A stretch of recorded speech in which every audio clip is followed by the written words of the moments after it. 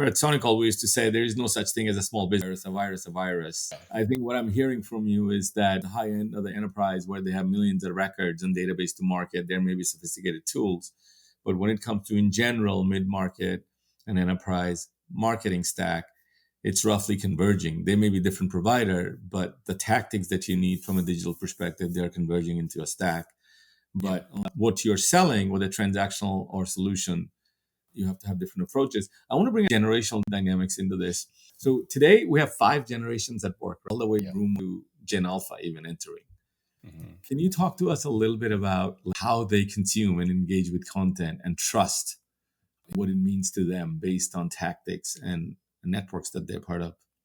Yeah, consume and trust. So, consume interesting. I would say, and we've seen this from millennials forward.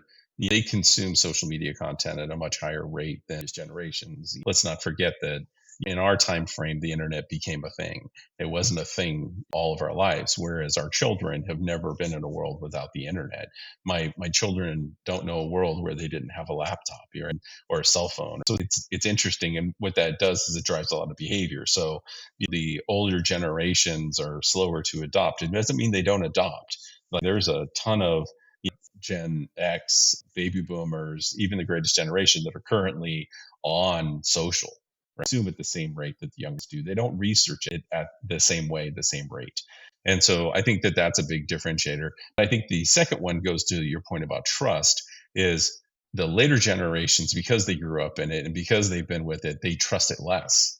And I think this is one of the things that we struggle with as a society right now is there's definitely generations that trust too much what they see online versus the younger folks who are very pessimistic, which I think is really interesting. And in fact, my son the other day sent me a note. He's like, please don't be one of those old people who trust everything that you see online and believe all the politics. It's like, I'm not that guy, but I'm pessimistic by nature.